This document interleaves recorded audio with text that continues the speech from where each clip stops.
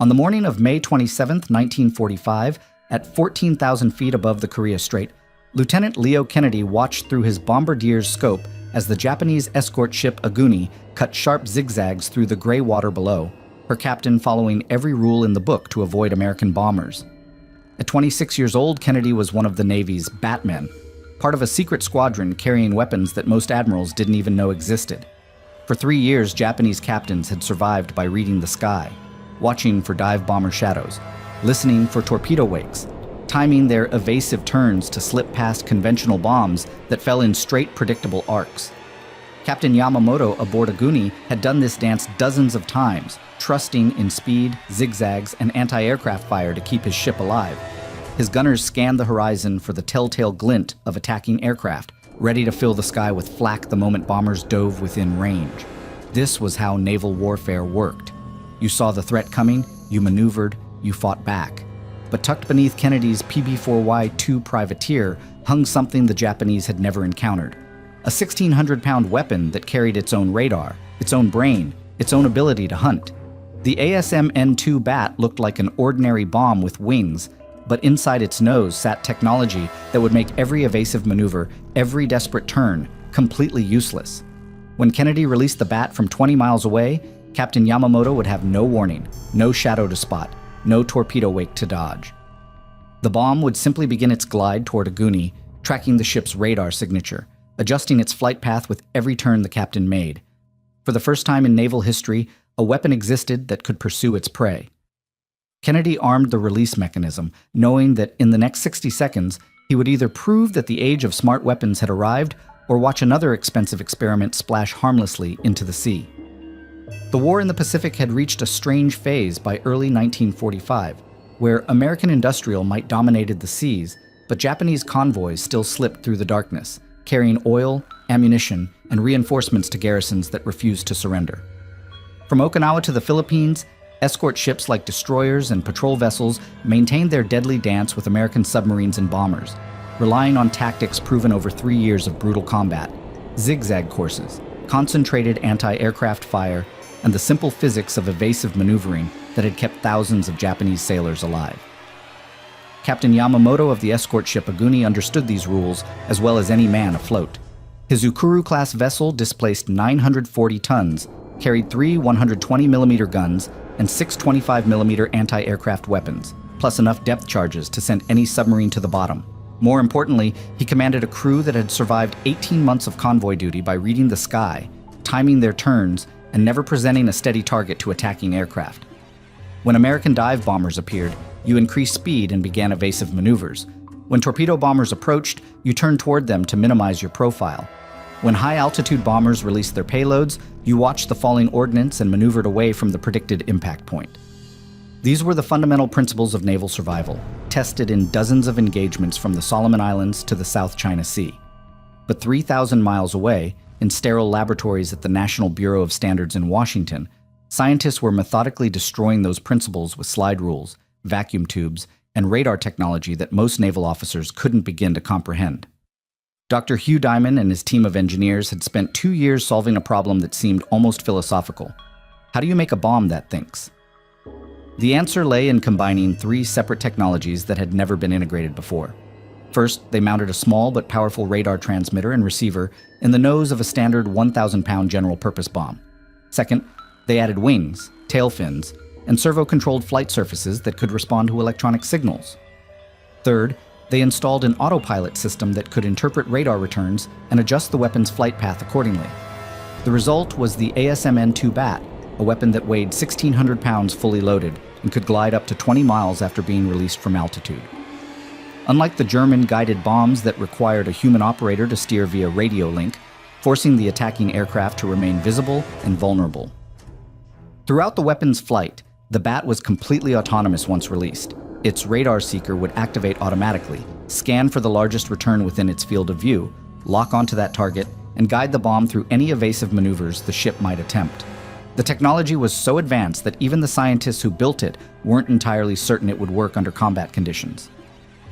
Lieutenant Commander George Hicks had been asking the same question since February, when VPB-109 received its first modified PB-4Y-2 privateers at Tinian.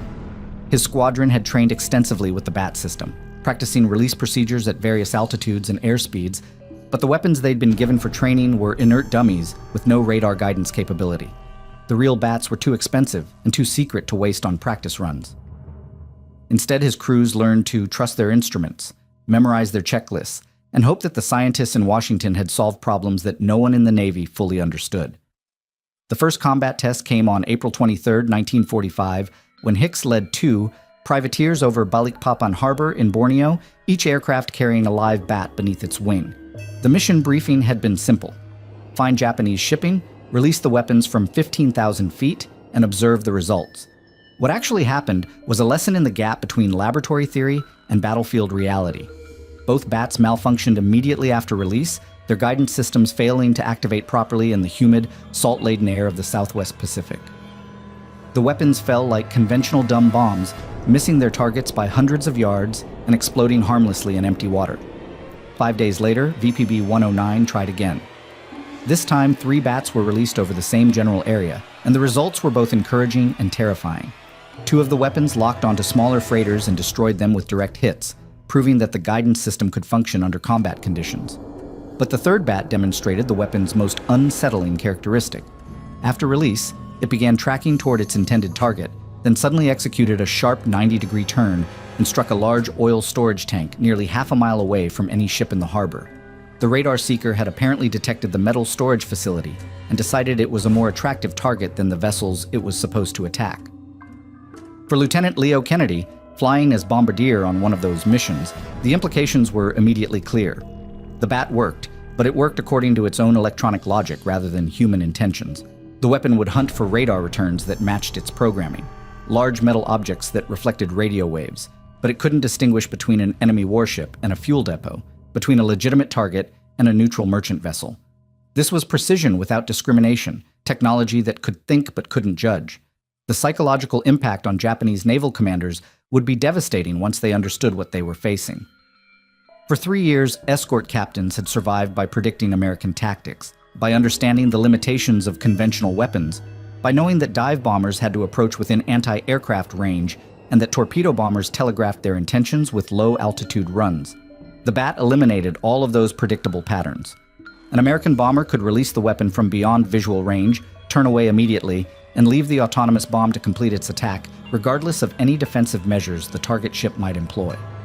Captain Yamamoto and his counterparts throughout the Japanese fleet were about to discover that their hard-won expertise in naval evasion had become obsolete overnight, replaced by a new reality where bombs could pursue fleeing ships with the patience and precision of guided missiles that wouldn't be fully developed for another decade.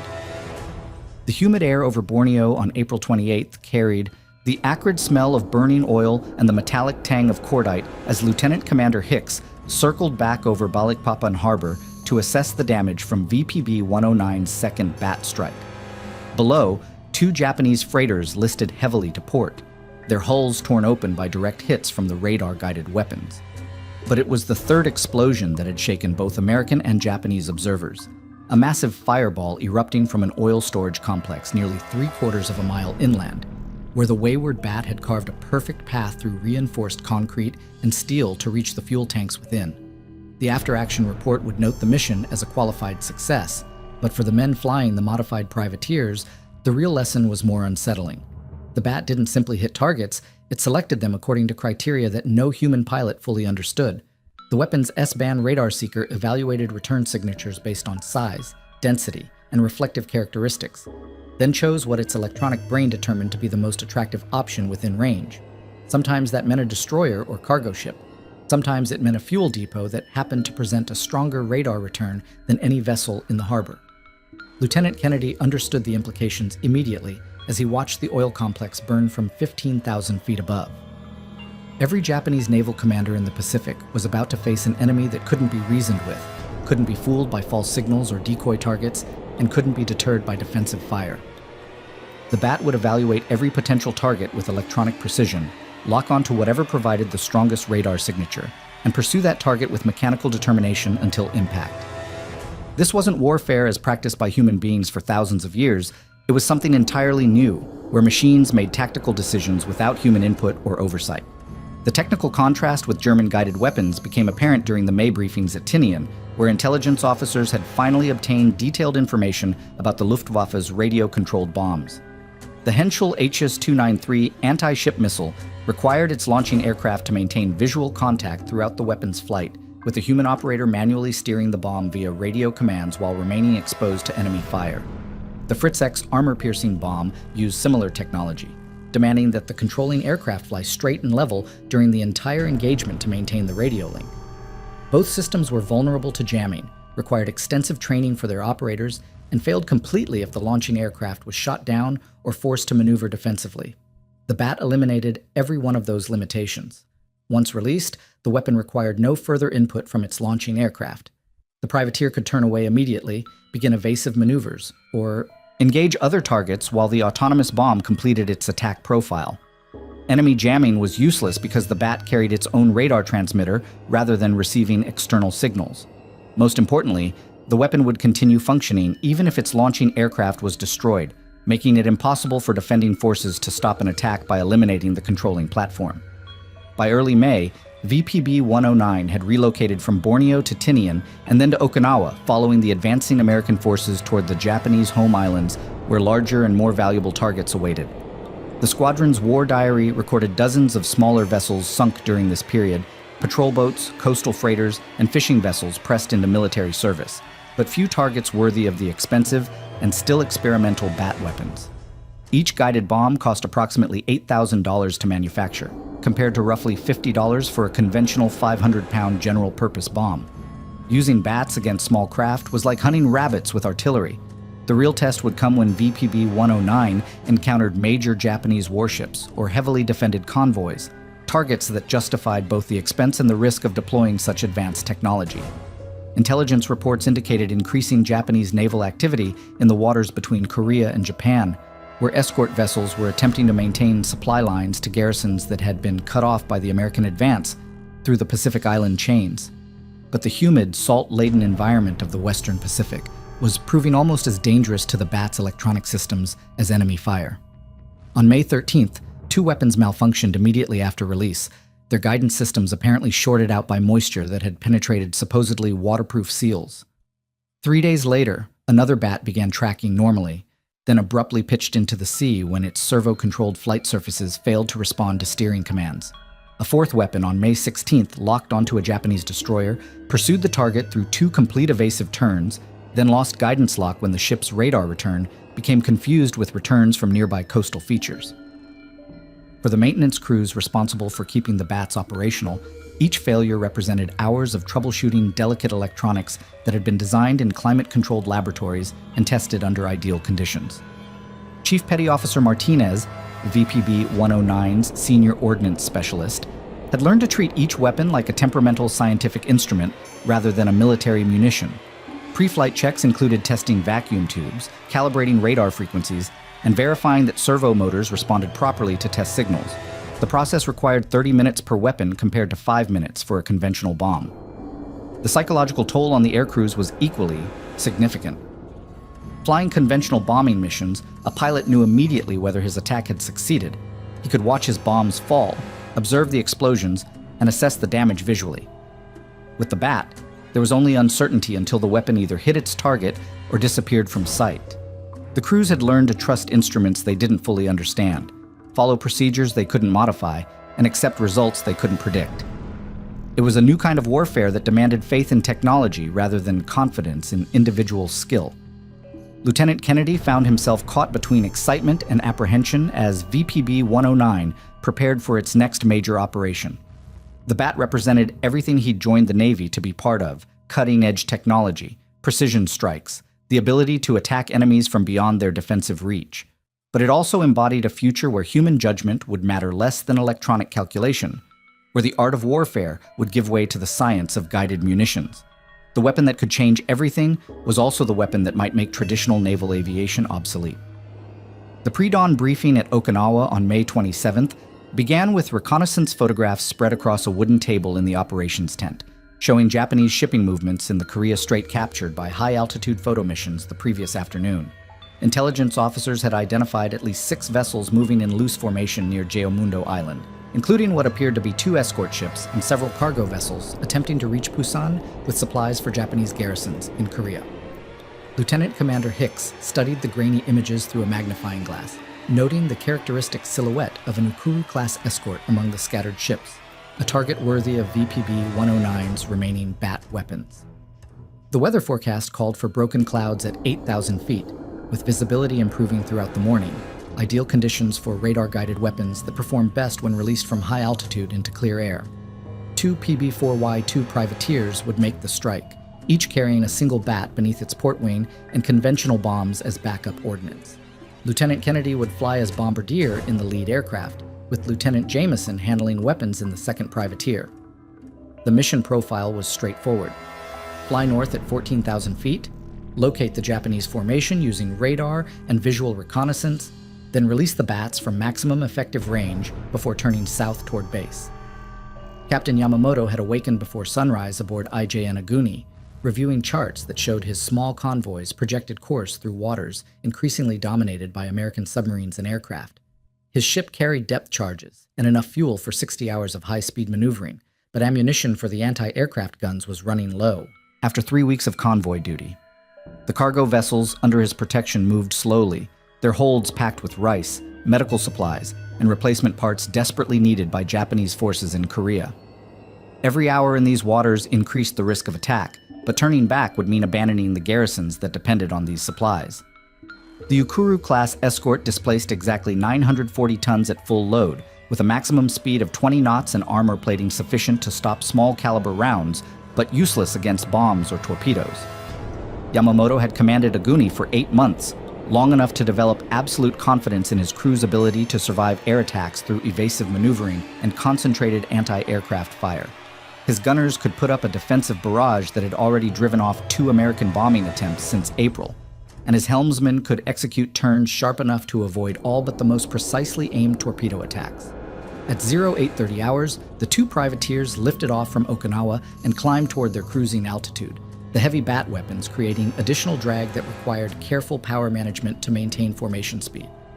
Kennedy ran through his pre-release checklist during the climb, verifying that the bat's radar seeker was receiving power, that servo motors responded to test commands, and that the arming circuits would activate properly at release altitude. The weapon hung beneath the aircraft like a miniature airplane, its stubby wings and tail surfaces giving it an almost comical appearance that belied its revolutionary guidance system. By 0915, the American formation was crossing the 34th parallel, still climbing toward 14,000 feet as the Korean coastline became visible through broken cloud cover. Kennedy switched on the bat's electronics and watched indicator lights confirm that all systems were functioning normally. The weapon's S-band radar began its scanning routine, sweeping back and forth across a 60-degree arc ahead of the aircraft while its autopilot system ran continuous self-diagnostics. Everything appeared ready for what would either be VPB-109's most successful strike or another expensive demonstration of technology that wasn't quite ready for combat operations. Captain Yamamoto first noticed the distant aircraft at 0945, 2 specks against the morning sky that his lookouts identified as American heavy bombers maintaining level flight at high altitude. Standard defensive procedure called for immediate evasive action combined with radio alerts to other vessels in the convoy, but the bombers appeared to be flying a reconnaissance pattern rather than beginning an attack run. Yamamoto ordered his helmsmen to begin gentle zigzag maneuvers while keeping the ship's speed at 18 knots, enough to make accurate bombing difficult without wasting fuel in unnecessary high-speed turns. From 14,000 feet, Kennedy could see the entire Japanese formation spread across several square miles of ocean, with the escort ship clearly visible as the largest radar return in his bombardier's scope. The bat's guidance system had already locked onto Aguni's distinctive metallic signature, and all weapon parameters showed green lights across the control panel. At 0952, Kennedy called for bomb bay doors open and began the final countdown sequence that would commit the expensive weapon to its autonomous attack profile. The release came at 0954 hours, with the privateer flying straight and level at 160 knots indicated airspeed. Kennedy felt the aircraft lift slightly as the 1,600-pound weapon dropped away, then watched through his bombardier's window as the bat's wings deployed and its radar seeker activated. The weapon began its programmed glide path, initially following a ballistic trajectory before the guidance system took control and began making small corrections to track the radar return from Aguni's hull and superstructure. Captain Yamamoto never saw the weapon that was hunting his ship. The bat approached from high altitude and forward of his starboard beam, gliding silently through the morning air, while its radar continuously updated the target's position and calculated interception angles. When Yamamoto ordered a sharp turn to port at 0956, the weapon's autopilot immediately adjusted its flight path to match the maneuver. When he increased speed to 20 knots 30 seconds later, the bat refined its approach angle to compensate for the target's acceleration. Every defensive measure that had saved Aguni from previous attacks was useless against a weapon that could adapt to changing conditions faster than any human helmsman could execute evasive maneuvers. The impact occurred at 0957 hours and 43 seconds, with the bat striking Aguni's bow at a steep angle that drove the warhead deep into the ship's hull before detonation. The explosion destroyed everything forward of the bridge, including the forward gun mount, the anchor windlass, and most of the crew quarters. 2 officers and 32 enlisted men died instantly in the blast, while the ship's bow section separated completely and sank within minutes. But Aguni's engine room remained intact, and her hull maintained enough structural integrity to keep the vessel afloat despite catastrophic damage that would have sunk most ships of her size. The psychological impact was immediate and devastating for every Japanese sailor who witnessed the attack, including Captain Yamamoto as he struggled to comprehend what had just happened to his command. Captain Yamamoto stood on what remained of Aguni's bridge, staring at the jagged metal where his ship's bow had been severed as cleanly as if cut by a giant blade. The explosion had occurred without warning. No dive bomber scream, no torpedo wake, no falling bomb visible against the sky. One moment his lookouts were tracking 2 distant American aircraft maintaining level flight at high altitude, and the next moment his forward section was gone in a blast that killed 34 men and left his vessel wallowing stern first in the Korea Strait. In 18 months of convoy escort duty, Yamamoto had survived dozens of air attacks by reading the patterns, timing the evasive maneuvers, and trusting his crew's ability to put up enough defensive fire to discourage attacking bombers. None of his experience explained what had just happened to his command. The immediate damage reports painted a grim picture of survival against impossible odds. Aguni's engine room remained operational, but the ship could only make headway by running astern, using her propeller to push rather than pull the truncated hull through the water. Chief Engineer Tanaka reported that the bulkheads were holding despite tremendous stress, but any additional damage would certainly sink the vessel. The forward gun mount was completely destroyed, along with most of the anti-aircraft weapons and the crew quarters where the majority of casualties had occurred. 34 dead, 1 critically wounded, and a ship that looked like something from a nightmare of twisted steel and exposed compartments. But the psychological impact on the surviving crew members was even more devastating than the physical damage. Petty Officer Sato, who had served aboard destroyers since 1941, kept asking the same question that haunted every man on the bridge. How had an American bomb found them when the attacking aircraft never came within range of their defensive weapons? The lookouts insisted that both privateers had maintained level flight throughout the engagement, never diving to attack altitude, never approaching close enough for visual bomb release. Yet something had struck Aguni with precision that surpassed anything the Americans had demonstrated in 3 years of Pacific warfare. The radio reports reaching other Japanese naval commands throughout the morning of May 27th reflected the same confusion that gripped Aguni's bridge. Initial messages from the convoy described a mine explosion, which seemed more plausible than admitting that an American weapon had somehow guided itself to the target from beyond visual range. Mines were random, impersonal, explicable within the established framework of naval warfare. A bomb that could hunt ships independently suggested technological capabilities that most Japanese officers found impossible to accept.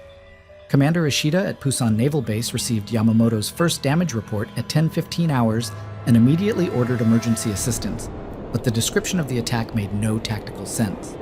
American bombers operating at 14,000 feet could not achieve the kind of precision hits that had destroyed Aguni's forward section. High-altitude bombing required visual, contact with the target, predictable flight paths, and favorable weather conditions.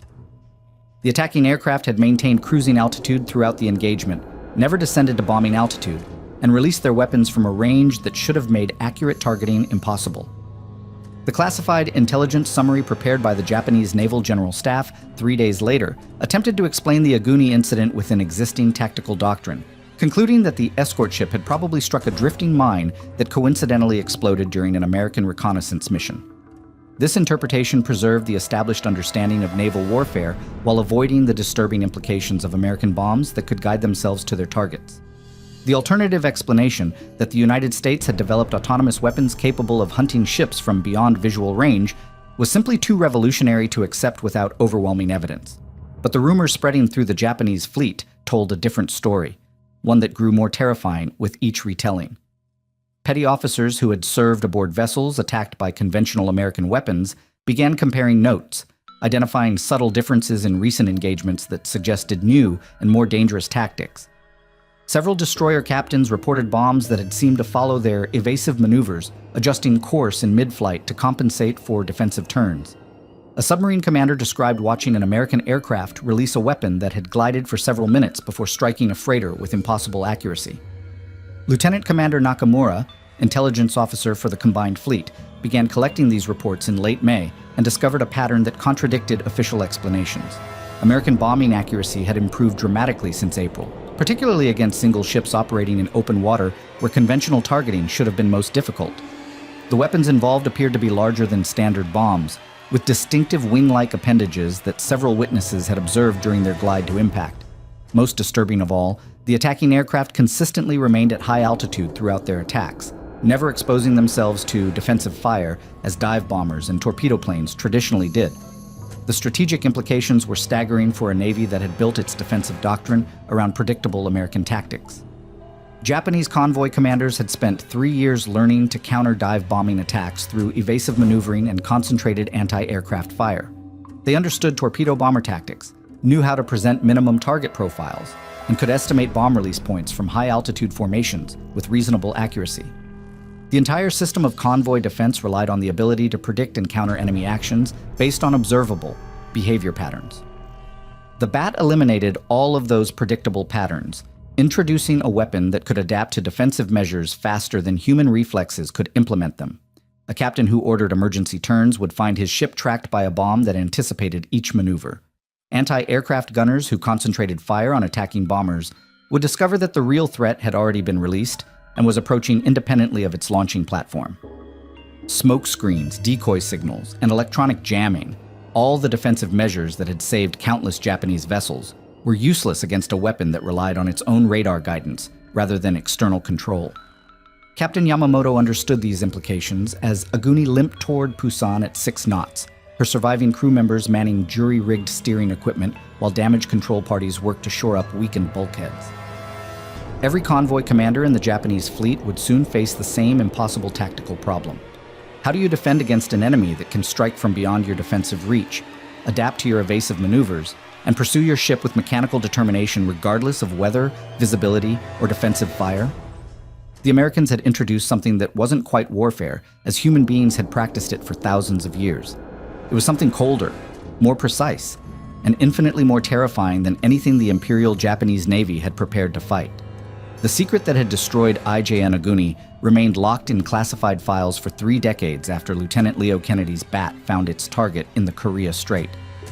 When the U.S. Navy finally declassified VPB-109's war diary in 1975, military historians discovered that the world's first autonomous anti-ship weapon had achieved what conventional bombs, torpedoes, and dive bombers had failed to accomplish throughout the Pacific War. It had made naval evasion tactics completely obsolete.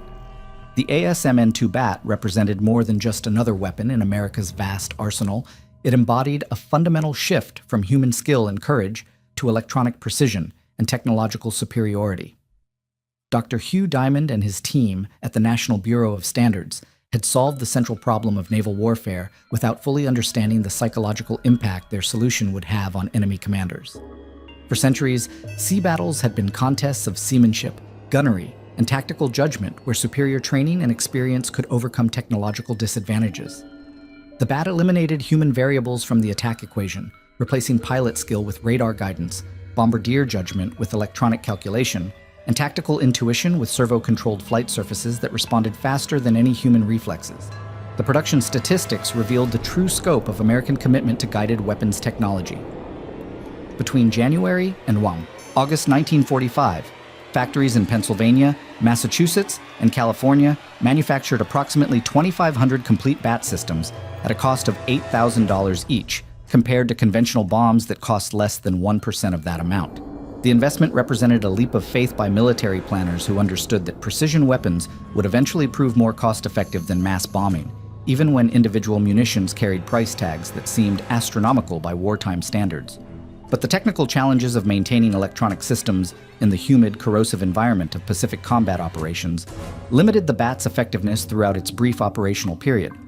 Of the 2,500 weapons manufactured, fewer than 200 were actually deployed to forward bases, and less than 50 were released in combat conditions before Japan's surrender in August 1945.